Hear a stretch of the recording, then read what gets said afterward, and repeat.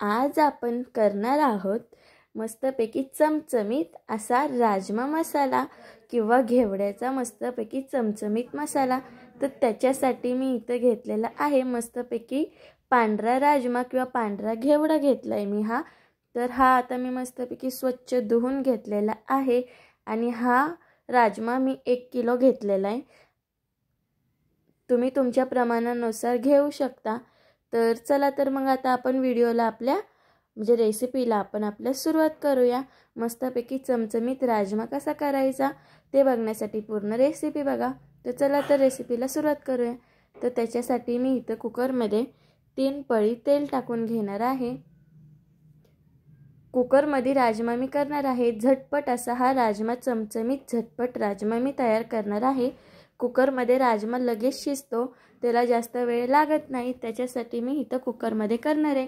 तर त्याच्यासाठी मी इथे 3 पळी तेल घेतलेलं आहे आणि तेल गरम झाल्यानंतर मी ह्याच्यामध्ये 4-5 तुकडे दालचिनीचे टाकलेत, तसंच थोडेसे 4-5 काळ्या मिऱ्या, दालचिनी, काळी मिरी आणि 1 चमचा जिरं, तसंच 4-5 काड्या मी लवंगच्या टाकलेल्या आहेत। आणि हे मस्तपैकी तडकल्यानंतर मी ह्याच्यामध्ये 3 तमालपत्र टाकून घेतलेत आणि ते तडकल्यानंतर ह्याच्यामध्ये मी 2 मिरच्या टाकून घेतल्यात आणि तसंच 2 मोठे चमचे मी ह्याच्यामध्ये अद्रक लसूणची पेस्ट टाकून घेतीये। अद्रक लसूणची पेस्ट आपल्याला घरातच करायची आहे, घरात फ्रेश पेस्ट केलेली त्याची छान चव भाजीमध्ये उतरते, त्याच्यासाठी तेलातच आपल्याला ही पेस्ट टाकून घ्यायची आहे। तर हे टाकून घेतल्यानंतर हे छानपैकी आपल्याला मिक्स करून घ्यायचे तेलात आणि 2 मिनिटं आपल्याला ही पेस्ट अद्रक लसूणची वाटून घ्यायची आहे, म्हणजे मिक्स करून घ्यायची, परतून घ्यायची आहे। आणि ते परतून झाल्यानंतर ह्याच्यामध्ये मी मोठे 3 कांदे असे बारीक चिरून घेतले होते, म्हणजेच कापून घेतले होते। तर ते कांदे मी ह्याच्यामध्ये टाकून परतून घेणार आहे आणि कांदा आपल्याला काही जास्त लाल वगैरे करायचा नाहीये, फक्त 1-5 मिनिटासाठी कांद्याचा कलर बदलेपर्यंत आपल्याला हा कांदा परतून घ्यायचा आहे। म्हणजे तर मस्तपैकी हा कांदा आपण 5 मिनिटासाठी असंच ठेवून देऊया परतण्यासाठी। तर इथे बघू शकता कांद्याचा कलर मस्तपैकी थोडाफार बदललेला आहे, म्हणजेच आपला कांदा छानपैकी परतून झालेला आहे। आपल्याला कांदा जास्त लाल करायचा नाहीये, कांदा जास्त लाल केल्याने कांद्याचा प्रमाण बारीक होतं आणि अशा पद्धतीने कांदा परतला थोडाफार तर कांद्याचा गरगरीतपणा छान असा भाजीमध्ये राहतो आणि भाजी छानपैकी अशी घटमुट होते। त्याच्यासाठी कांदा आपल्याला एवढाच परतून घ्यायचा आहे। तर आता कांदा परतल्यानंतर मी इथं टोमॅटोची प्युरी करून घेतली होती, म्हणजेच टोमॅटो वाटून घेतला होता। तर ह्याच्यामध्ये मी 2 टोमॅटो असे वाटून घेतलेत, ते टोमॅटो ह्याच्यामध्ये टाकून हे पण आपण 5 मिनिटासाठी ठेवून द्यायचं आहे। जोपर्यंत साईडनी तेल सुटत नाही तोपर्यंत आपल्याला हे वाटलेला टोमॅटो परतून घ्यायचा आहे। तर हे परतून घेण्यासाठी मी 5 मिनिटासाठी ठेवते। तर बघू शकता 5 मिनिटानंतर टोमॅटोच्या साईडनी मस्तपैकी तेल सुटलेलं आहे, म्हणजेच आपला टोमॅटो मस्तपैकी परतून झालाय। तर आता ह्याच्यामध्ये मसाले टाकून घेऊया। त्याच्यासाठी मी इथं 2 चमचे मिरची पावडर, 2 चमचे धनिया पावडर, मीठ, गरम मसाला आणि 1 चमचा हळद, चवीनुसार मीठ हे घेतलेलं आहे। हे मसाले टाकून मिक्स करून घेऊया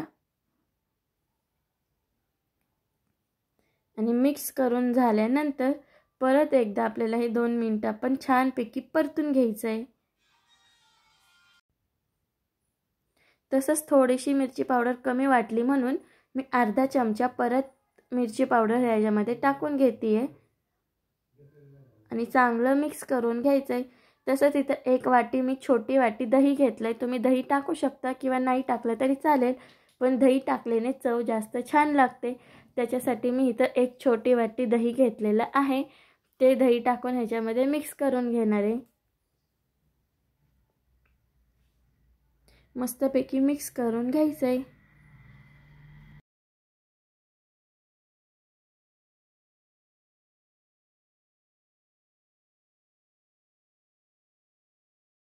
मी आता मिक्स झाल्यानंतर आपण जो राजमा धुवून घेतला होता तो सगळा टाकून घ्यायचा आहे। तर हा सगळा राजमा मी या मसाल्यामध्ये टाकून घेते।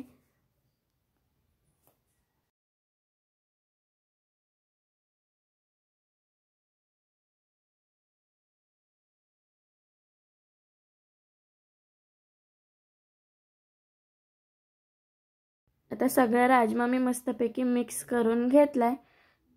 बघू शकता मस्तपैकी सगळा मसाला राजम्याला लागलेला आहे।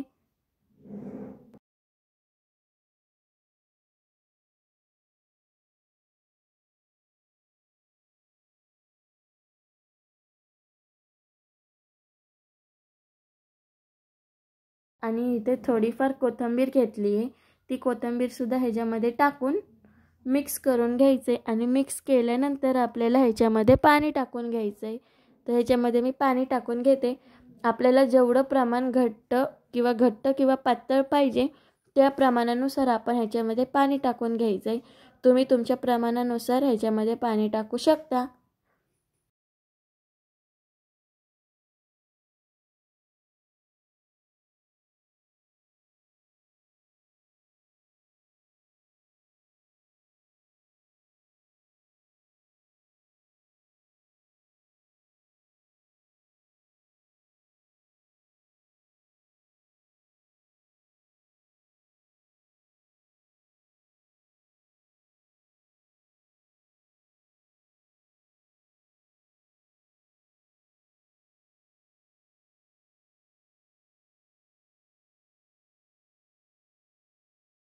आता ह्याला उकळी फुटल्यानंतर मी ह्याला झाकण लावून घेते आणि झाकण लावून ह्याला 5 शिट्ट्या मी करून घेणार आहे।